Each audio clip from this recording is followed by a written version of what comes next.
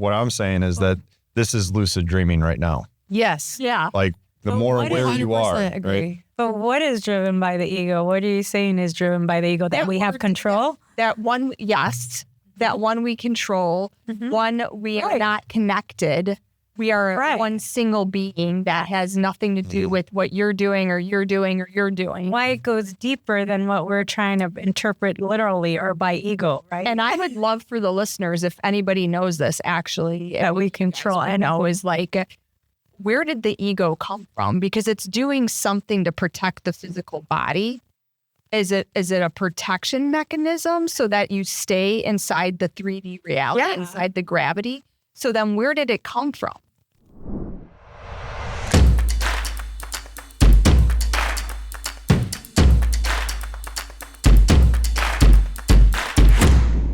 Welcome back to another episode of Remember You, where 4 voices come together to take you to a journey, not a destination. You've done all the work, watched the podcast, read the books, done everything, and now it's time for integration. We love you guys. Thanks for listening and enjoy the journey. Okay, so our episode today is going to be a little unusual because we're going to talk about the power and importance of having community when it comes to exploring your spirituality and dreams, intuition, and like interpreting maybe things that you don't see in your everyday normal life and maybe what that looks like. And I'm going to kick it off with a story of kind of some of the really intense dreams that I have started to have over the last like 5 or 6 years, and how initially these dreams were like really alarming to me. It was like really intense and definitely felt different than like a normal, like, you know, a dream that you have when you're sleeping, and how I kind of harbored that for a while before I found a community to start sharing these ideas with, and then kind of how I feel about that today. So is that a good summary? Yeah. Okay, cool. So this is definitely a good episode for anyone who identifies as super intuitive, an empath, or highly sensitive person. So I would say growing up for me, I was always like had a really, really high level of intuition. An example I always tell people is my mom was running out to go to the doctor. I was like, 7 or 8.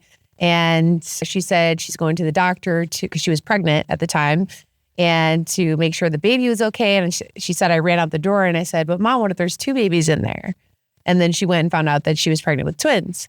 And so little things like that were always happening for me as a little kid. And my mom and dad, at the time, my parents are pretty open-minded, but just thought it was like cute. It's like, oh, that's cool. And then during times be like, that's creepy, but kids kind of do that, they're more or less programmed, more awake. Well, they're on a different brain wavelength.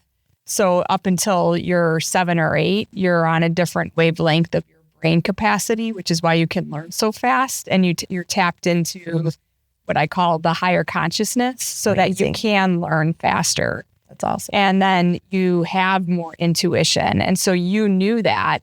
And instead of celebrating, they kind of thought, oh, that's cute. That's a little weird that she knew that. And then when you don't get like good reinforcement, you start to shut that down. Yes. It's so well said. And I think so many people can relate to that. Having like a sixth sense or a gut feeling or any like intuitive hit, in a situation like, oh, I shouldn't go to that party. I don't know why, but I'm just feeling like extreme dread. Then you don't go and you find out that like something really bad happened later. I think this is also something we all have. I don't think I'm special and unique. I think it's something that it's like a skill that you can turn on and you can harness and sharpen through a variety of different things. But I really hated this natural thing that was in me pretty young and did everything I could to turn it off. So I just wanted to be normal. I just wanted to fit in. I just wanted to, not have to deal with this, like these sensitivities I was always having. And I didn't have a community. So I didn't have anyone. It wasn't normal. Again, my parents, I'm really lucky. They were super open-minded, but they just kind of didn't think anything of it. So I kind of went the totally opposite route, which I think is similar to your story as well, or is just like, if it's not science, like it's not real. And that provides a lot of security. And science is amazing. And I think there's not one or the other, it's always both. But I went down that path and did a lot of numbing, throughout the journey. I think a lot of us experience that too during a season of, kind of figuring out who you are. I was like heavy drinker, huge partier, workaholic, all of the things, anything I could do to like block out any feelings, or especially what we'll talk about today, which is dreams. And so eventually I kind of just, from a health perspective, made that transformation to start taking better care of myself, and ultimately taking better care of yourself, you get more in touch with yourself. And then for me, being in touch with myself is being in touch with spirituality and kind of these different things. And so having maybe 5 or 6 years ago, really being able to start looking at these different gifts or, skill of intuition and things like that with a different perspective, and then saying yes to it. And then now all of a sudden at that time, I think it's 5 years ago. Oh gosh, no, I'm older now. Maybe six or 7 years ago, I started to attract people who are on the same like frequency, as I would like to say, and people who are speaking my language. And I didn't have to hide as much, but it made it really obvious, people that you learn who you can have these conversations with or not. And again, it's an intuitive feeling. Yeah. Like right when I meet someone, there's certain things they'll say and I'm like, that's not the person who's not that it's like, I need to hide, it's just not gonna resonate with them. So finding community was super helpful. But the big thing for me that kept coming through was these really, really intense dreams. And not dreams like, oh, I was like, dreaming that I was back in college and I was late for my tests, and like, like anxiety dreams that are normal, we all have, but dreams of me being like an alien on another planet, helping like take down like a bad person with like a village of people, or like breaking people out of like a really bad situation. Really unusual dreams that you wake up from and you're like, which one is reality? And that is where it started to get, I don't want to say the word scary, but just like, okay, like, what do I do with this? Like, who do I talk to about this? You were going to say something. Yeah, no, I keep going. Oh God. I was like, please interject. Well, I was going to say something. So the dream, what we don't talk about a lot is that dreams are a reality. So dreams, I believe, whether they're waking dreams, lucid dreams, where you're half awake, half asleep, a little bit deeper than a hypnosis state, those are reality. We're just not tapped in to understand what those downloads are. We have to get into aligned with our intuition and with our higher consciousness, all these things. And because people aren't allowed to talk about this, or I guess alloud's a bad word, but people tend to not get into deep discussions. Most people, when they're sitting around Christmas dinner or whatever, they're not talking about some weird dreams that they had. Unfortunately. Some vision. Right. They're talking about the weather and like so-and-so's sick and this person got in the hospital. And, it's all this like negative things. And it's what keeps our consciousness rooted into this reality that we're in right now. And so it's important, and to take away from this podcast today, that it's okay to talk about these things, that it's natural and normal, and we all have these things because we're all connected. And at what level do you have them is the question. So if you're really shut down and you're stuck in your reality of, I go to my 9-to-5 job, I have my family, I talk about the weather, I talk about sports, and I watch the news, you're in a low energy level of consciousness. And it would be really hard to talk about a dream that you're breaking people out of bubbles to get them out of the programming from the matrix, that then people at that level would be like, you're nuts. Have you seen that Trump took over Venezuela? Yes. Yes. Well, and it's not, I think that even before getting into any details, because one idea just came to mind to give a really good example of like how odd these dreams have been. But I think a big takeaway is to normalize, like if you're having intuitive or spiritual experiences, to Michelle, what Michelle was saying before we started, is that you don't have to be afraid of it. And you can just observe it and you can write it down. You can witness it. You can put it into ChatGPT to like read into the symbolism, but you don't need to run away from it or be afraid of it. Right. I think it's the biggest takeaway. Yes. And I think what's so important is that we've been programmed to think that we should not talk about dreams, we should not pay attention to them, that they don't have any meaning. And the fact is that they do. And then your downloads during the day have meaning, and intuition have meaning. So you're supposed to pay attention to your body. You're supposed to pay attention to your dreams. And I didn't know this till like recently, and it's not because, he talks about symbolism. I hear about symbolism now because when everyone's having dreams, we're thinking it's literal and it's not. No. And we don't know symbolism. So I have to put it into ChatGPT to get the spiritual, whatever symbolism from it, because I wouldn't have interpreted it the way that ChatGPT is able to for me. Yeah, because it's taking all the information that it knows and it's pulling from all the sources and then giving you what it would take you a lot longer to go to Google research all this. Yeah. At least to look up a dream dictionary, look up the word, whatever. But you can really get the symbolism, the meaning, and you can be guided by your dreams and your downloads during the day. And this can be something that people can be talking about instead of what's going on in the world.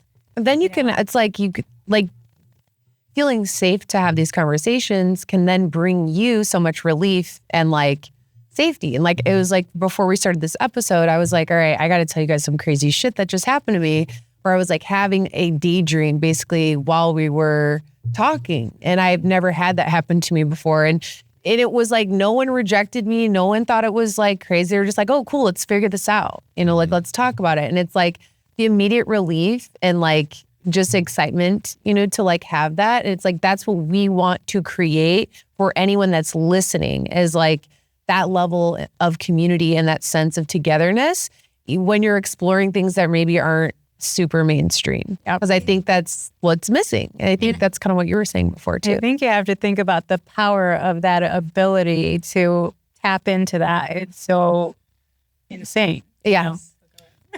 Well, I was going to give you guys an example that came to me while you were talking, which seems like I'm supposed to say it, was right before I worked at Gaia. So I guess it's almost 6 years ago now. And my background professionally is marketing. And so I was working in like different corporate jobs and was able to get an interview at a company called Gaia. And it was amazing. It's like a streaming company with a lot of these topics. And during the interview process, I was visiting my family at home and I had my first daydream, kind of what I'm talking about, where I was up at our condo in Wisconsin. It was in the middle of the day and I was just like, I don't even know what I was doing, but it was just like, you ever seen like That's So Raven? Do you remember that? Like where she's like has like a thing, like her eyes like get really big and it's like she's getting like a big download. That's kind of like, it's like an internet meme. But anyways, that's what it was. And the download and the dream was that I was in like on a lake that was like so clear and still that it looked like glass. And I was in a boat and I was just like paddling and I was just like, but it was like I was there. Like I transported from my house in Wisconsin to wherever this place was in like waking consciousness. Mm-hmm. And as I'm like sitting in this boat, the super still water, this like purple being like bursts through the water and puts their hands, which were like webbed, onto the boat. And it looked at me in the eyes, didn't say any words, like speaking telepathically. And we're just saying, we really need your help. Like, please, you need to come and help us. And I was like, wow, this is so crazy. And then it was just like, they went away. I felt totally safe, like in the whole thing, but it was just like super unusual. And then snap back to me being in Wisconsin in the condo. And I was like, what the fuck? Like, wow, that was so weird, but cool, And like, I've never had that. So then I go back to Colorado and I get the job. And the first day that I like walk on site, that purple being was on a mural that's right in the entryway. Mm-hmm. And so it was like, and I was only at Gaia for like I think like 2 years, mm-hmm. but I don't really know what any of that meant, but it was just like, okay, now I'm paying attention. Like maybe it didn't mean anything. Maybe it was just to get me to like start connecting some dots or like paying attention. Yeah. Go ahead. I had a similar experience. Yeah. There was, I was doing like a meditation at night, and just this like download of a being like came like flashed in front of my mind. I was just like, I recognized it as this like alien character on Rick and Morty. Yeah. But it was like just so random and so like intense, and it wasn't like a fleeting thought. It was like an entrance of something. It was just like, it was there. And then I just went, okay, that's interesting. And it just kind of stuck with me. And as I went about my day, it was the next day or two, I was going over to Costco, and I came walking out, and I ran into this guy that I've known for years and haven't seen him in years. And I ran into him like, hey, how you doing? And he's like, oh, you know, I do this, this, and this. And he ends up, he's running an organization for alien disclosure. I'm like, I got to talk to you about this. Like, I saw this thing last night or the day before.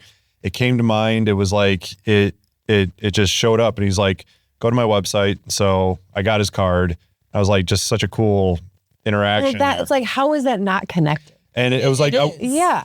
So I go the next day, I look up his website, and I'm scrolling through, and I see the exact alien like I got chills. caricature on his website. I was just like, what?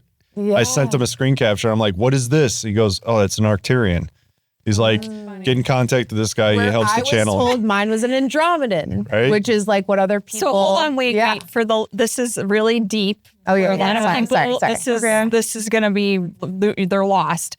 So can you tell us what these two, they're star seeds, right? Yeah. So it's like the idea here is that you're connected to all other alien races out there that exist, and there's like, you can't even count apparently, right? Do they call them star seeds though? Most people. I think so. I think so. Yeah, I think there's different terms for it. Like the best way I've heard it described is like you're a part of all, but what in this state of consciousness do you identify with most? So like Very well said. you're playing this role, and then there's another parallel universe or reality where I'm more attached to the Andromedans, and you're more attached to the Pleiadians or whatever, right? So there's these star seeds. Yes, you're connected to this particular species that has a particular characteristic. So like what was the one that I said? Arcturians. Arcturians are like very The protectors. Yeah. protectors, and from what I understood, like they love like analytics. It's And, like truth tellers, analytics, really intense. Yeah. Like information, people, but also like the protectors of the universe. Okay. Like that's like my perception. I wanted to backtrack and say that I worked with someone incredible. Her name is Debbie Solaris, and she is famous Akashic record reader. And I actually met her. We became friends through different people when I was living in Colorado. And she actually ended up becoming one of my clients for my marketing agency. And her entire experience is actually kind of similar to what we're talking about now. And now that I'm thinking of it, was her story. She worked for the government as like an inspector. Like she was like in her late 50s, like had a very normal life. Her parents worked for the Navy, like just very normal.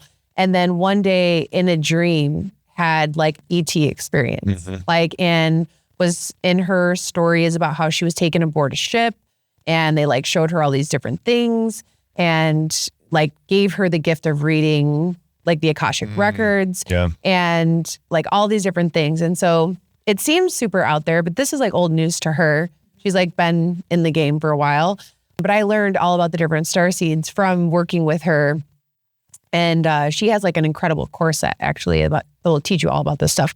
But the takeaway from this is not to get too in the weeds with this nerdy alien information, is just what you experienced after having that download. So it's like in a different level of consciousness. Were you asleep dreaming? No. Or you said you were in a meditation? I was just meditating. Okay. I was just in this like. So theta. Yeah. You were in theta. Mm-hmm. Okay, most likely. I was just The in a theta very calm brainwaves. state, and just there was no noise, no thought at that point, and then this download came through, and I'm familiar with those downloads in regards, maybe not like a face of an alien or something like that, but certainly like a vision or a thought or like the solution to something that I've been, working on, whatever it may be. But yeah, those things come up. It's just So like what no is your difference. takeaway from that? when you had that like next day So there's something more. Like there's something more to explore. Like it sent me down a rabbit hole to explore. And so like there was a season where like I just went deep into the weeds of understanding the different starseeds and what Arcturians are. And frankly, I probably forgot 90% of it all. But No, I think it's like a capstone moment on a spiritual journey. It's Yeah, it go is. down the starseed. and it's like rabbit hole. talking about it is like, you know, reintroducing like, oh, I need to revisit this. Like I need to go back at it with a different perspective and a different intention. And I'm interested in like connecting with somebody who can channel that and like dive deeper into what is that? Maybe there is something there. Yeah. And I think it just shows connection to other people, like when you get these downloads, and then it kind of guidance to your purpose. Why we shouldn't be afraid of downloads. We shouldn't be afraid of dreams, feelings, intuition, because it's a guidance system that we are all ignoring. Yeah. So true. Yes. Signs are there. I truly believe and know this from everything that I've read and listened to and been down all my journeys, that we close down our consciousness as human beings because our consciousness is outside of us. It is not in our brain. We literally get downloads. That's why our eyes are made the way they are. We choose to see in a 3D field, but we really have like a holographic ability to see every time in space, but we shut that all down because we're not teaching, we're not building this into our community, that our consciousness is simply downloaded from everybody else's memories, feelings, emotions, and whatever it's like a radio. So whatever you're tuned into, I mean, I'm sure everybody's heard about this, then that's what your reality starts to become. And so when I go to sleep at night and I close my eyes, sometimes I'm tossing and turning because I have a lot of stuff on my mind, but then I know exactly when I'm going to start to fall asleep because I start having, it's like pictures that are going through my mind or my eyes. I can see them. It's in my eyes when my eyes are closed really fast of people's faces and like things that I've done in the past or people I've seen or somebody who I need to help. And then it goes away because then I go out of that wavelength, and It's like you're crossing over some little bridge or something. Yeah, and I fall asleep. But I always know I'm like, okay, I'm going to fall asleep now because my mind is processing all of that, everything that I didn't focus on in reality today, and it's pulling everything in front of me that it wanted me to see, but I was too busy to see it, and then I can go into sleep. And interesting, we're talking about dreams. This last night, I had a really weird dream, and I got up and I told my husband, I said, I had an ongoing dream last night, and I don't usually wake up and remember a lot of my dreams, but it was like one of those frustrating dreams where like I kept switching houses and trying to get away from the monsters that were like following us around. And I was like always trying to find a weapon to make sure that my family was safe. And then these kids that I had. So like my whole thing lately has been saving the children. And it was all about these kids that I was saving from this monster that was trying to come into these. Oh, so I got chills. Yeah. And so then it's like, okay, to me, then I sit there and ask myself, what was that about? For me, it's keeping my family, my children safe, keeping the children safe. There's a lot of monsters right now outside. If you look at what's going on, and how do you keep your reality safe from all of that? And don't let those observations come into you. Well, and I think sometimes we look at something literally and then interpret it ourselves when we should maybe not. Yeah, look it up and see zoom out and just see another perspective that you can be getting, because there may be other meaning to that. Like people not understanding that this life is spiritual, like having to deal with other people. You're dealing with their spirit, not their being, really. So whatever their mentality is, their consciousness is, and even though it's a mass consciousness that we're all connected to, their mentality and their spirit is going to affect you or not affect you. And there are monitoring spirits, all kinds of things out in the world that are going to try and, block us in our life. And like you can look it up on YouTube, and it comes at a certain time during the night. And so you could be having downloads to guide you in your own life that you need to protect your family and your home, right? Because there can be spirits trying to affect that. And it can be beyond what you think is going on in your focus of what you're trying to do in your life. Yes. And we don't know that. And so we're not trying to defend or protect against spirits we don't see. Yeah.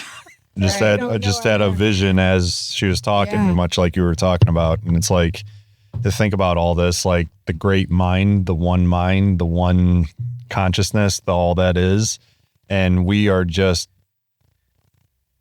reflections of different aspects of that consciousness. So you're representing something within me, which is actually within the whole, but I'm interpreting it through my lens.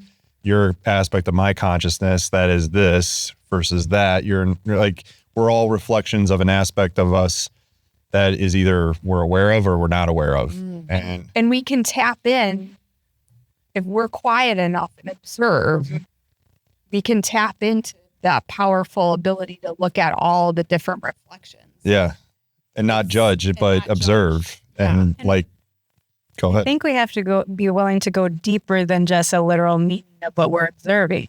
Like, we're all not doing that because we're not being told that it's a way to guide us in our life and make our life maybe easier, to not think that we're just all on our own trying to figure things out and we're not having a purpose, not having a guidance system that's already there for everybody. No. We're just not all tapping into it because we're being programmed by movies that all this stuff is Poisoned by food. So, and we'll be thought to be crazy if we even think it's important or discuss it. have any of you experienced lucid dreaming? Yes. Okay. So could you describe what that was like? Well, it's like when you go to bed like you're going to sleep. This is my experience. Yeah. And then in the dream that you begin having, you realize that you're awake. In the dream. Yes. Even though you're like conscious that you are dreaming. And you're able to manipulate things. Yes. And make decisions consciously. Yes. In the dream. Yes. Okay. So that's where I'm like, I thought about this with like lucid dreaming, and it's like this. I just bought a book on this. This like Here's here. the question. Hold on, Is this here. like astral projecting or no? Different. Okay. I think they're different. I don't know. But what I'm Yeah, maybe they're not. what I'm getting to here is that, you know, what are we beyond this physical plane, right? We're spirits, and then beyond that, we're the whole and the one and all that, right? So you get down to what we are is dreaming that we are limited beings on this three-dimensional earth that have these capacities, these limitations, these powers, these whatever. I think that is driven by this ego. So what I'm saying is that this is lucid dreaming right now. Yes. Yeah. Like the more aware you are, 100% agree. right? But what is driven by the ego? What are you saying is driven by the ego? That we have control? That one, yes. That one we control. One, we are not connected. We are one single being that has nothing to do with what you're doing or you're doing or you're doing. Why it goes deeper than what we're trying to interpret literally or by ego, right? And I would love for the listeners, if anybody knows this actually, that we control. I know is like, where did the ego come from? Because it's doing something to protect the physical body. Is it a protection mechanism so that you stay inside the 3D reality, inside the gravity? So then where did it come from? Well, and it's even in the movie, The Matrix, where there's a scene with Neo saying he wants to know he controls everything, but why do you need to control everything? All we want is love in this life, right? All of us. Why are you trying to control everything? But I mean, I forget all the meaning. You know more about The Matrix. That'll be an entire three-part series. Things. But we all have this desire to control, have the feeling that we control everything because then we know what's going to happen. Actually know we can't control anything. I know the answer to this. So Right. the reason why most people want to control things is because that's where they feel safe.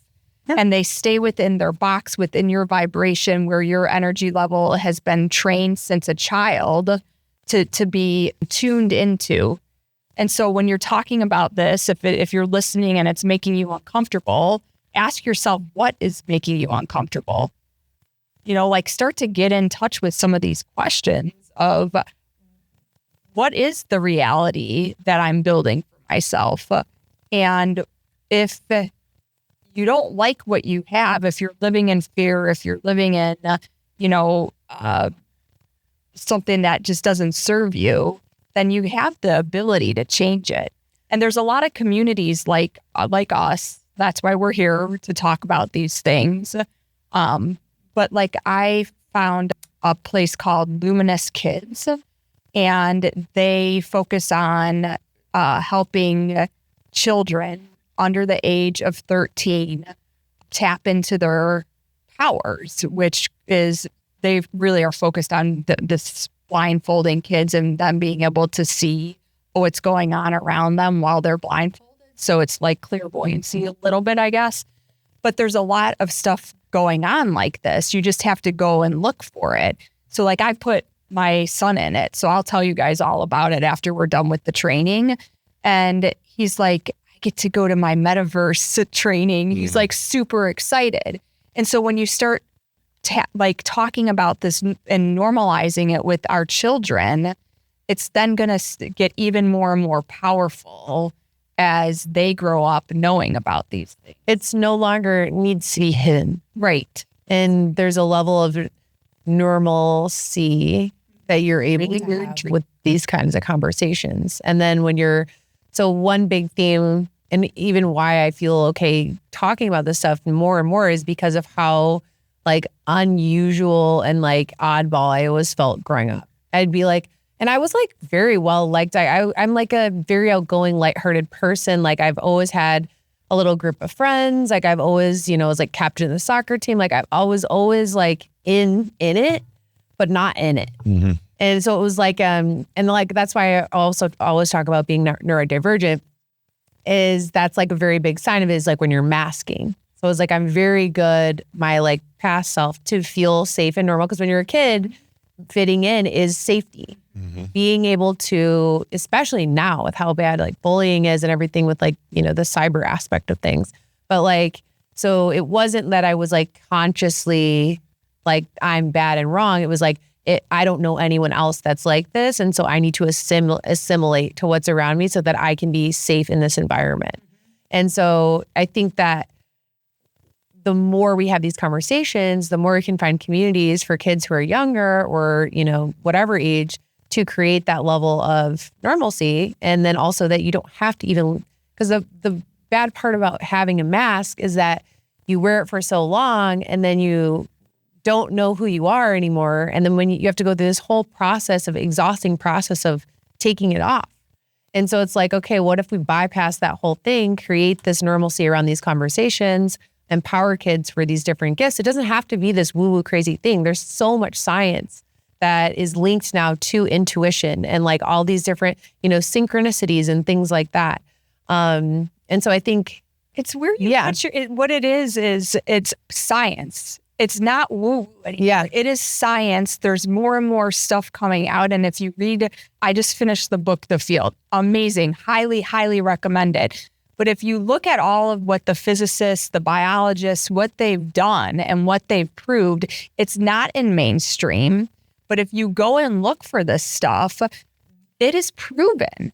And why you have to ask yourself, why are people holding this back from the general population? Because it's powerful and we can live our lives in a better way and a happier way and a goal-oriented way, not being afraid that we can accomplish whatever we want because we're guided and we have purpose, all of us. And when politics, government, big corporations have your attention, that is where the reality goes. So when you're paying attention to something, and then all of a sudden, this will become your reality. And the more people paying attention to something, the more this will become a reality for a larger group of people. Then you've got all the power. So take your power back, put your attention on what's going to make your family and your life free and equitable, and then give that back to your community and start talking about it. That's why we're talking about this today. We're giving it back to you so that you can realize your dreams, your insights, your intuitions, your visions during the day, they mean something. And it's just you're seeing different timelines, and pay attention to it and go and do the research. And remember that the placing you in fear is a way to control you. So, if you don't want that, don't. You want to be free. Right. We innately have two needs, and it's love, like you said. We all want love ourselves, love others. We want to be worthy. And it's freedom is the other thing. Nobody wants to be in a mental jail for their whole life. Nobody wants to be, told where to put their energy and, how to show up every day. But we give our power away, and we are doing that. The majority of us are trapped inside our own mind and being Belief system. Yeah, being controlled by it. Program belief system, yeah. Yeah, so start to choose what do you want. Or even before making any big choice or being like, what does anything mean? Is just get curious. Yeah. Like, I mean, like when I first started having these like insane dreams, I was like, I'm just going to write this in a journal and we're just going to keep it in there for a while. I'm not going to fucking tell anyone about this. And then slowly but surely, I started to attract the right people who are beginning to initiate me into conversations where it was like, oh, I can talk about this. And it's like not a big deal. And now I have like a little friend group. Whenever I have my crazy dreams, I like send them a text about it. And they're like, another prophetic Christina dream, like it's, or whatever. And it's totally normal, and it's like I have the support of them being like, oh, that's so cool. What do you think that means? Or like, oh, wow, I had this other dream the other day, or this crazy thing happened to me. Like, and it's just, it changes, it allows you to relax into who you truly are. And when you become a beacon of like, I own who I am, whatever that is, you give other people permission. And the more permission that we all have to fully show up as ourselves, I truly believe the world would be a better place in so many ways. Well, it brings me, I don't know why when you were talking about this, I have to say it, it's kind of out there. But so when I decided to get my degree in psychology, one of the reasons why I did was I loved schizophrenia. It like made me, I wanted to learn more and more about it because it was so like when I was reading about it and learning about it, I'm like, this is so cool. Like somebody can basically go into their mind and become different people and act out different things. Right. And it like really intrigued me. Yes. Okay. And then they end up in a mental hospital. Right. And you're sitting there thinking like as a young student, I was like, this is so weird. Like these people are actually like getting to live different lives. Yeah. Like, why are they being locked up in a mental hospital? This is like something cool. Like, we need to all be able to do this and have different identities. Why do we have to have this one identity? Why can't I be Frank over here, Christina over here, Charles over there, and like explore and be open to, like you said, asking questions of like, how would it feel to be this person? Well, it's exploring different avenues of your psyche. Yes. And like trying on different flavors of it. But where it gets out of hand is, I mean, there's like a whole conversation you can have about schizophrenia and like the way that currently there is not enough information and research like to properly support people living with that condition who have like actual struggles. And a lot of it is like people just don't know. And so that's why they're thrown into a mental institution and heavily medicated because there's not, they don't know how to do it. And I don't think it is to me now knowing what I know and being, it's not a mental like an issue. Yeah. It's actually they're very in tuned with what is going on in the whole world and the consciousness of one. And they don't really, because of the way their mind works, it's so open, they're actually just getting downloads. And I think what we have to think about in terms of all these movies, like The Matrix, Lucy, like whatever movie has any schizophrenic character in it, like we're being sent a message, people, like we have to look into it further that this is what life is. Yes. And we're being kind of told, like with the schizophrenic movies, that it's a negative thing. You're going to be put into a mental institution if you think you can embody someone instantly, which is what anyone would want. If you want to embody a personality, who wouldn't want to embody that now, right? Like the skinny person, the successful person, who wouldn't want to embody a certain kind of character now?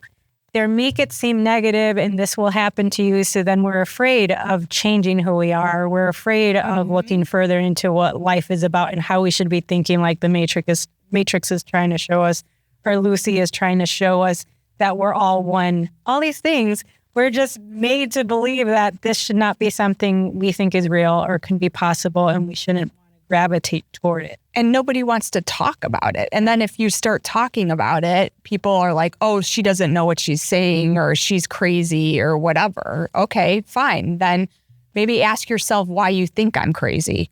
Well, and I think the purpose of this conversation today is to explore like the unknown and explore like intuition and different ideas that aren't mainstream. That's really the kind of the purpose of this entire podcast.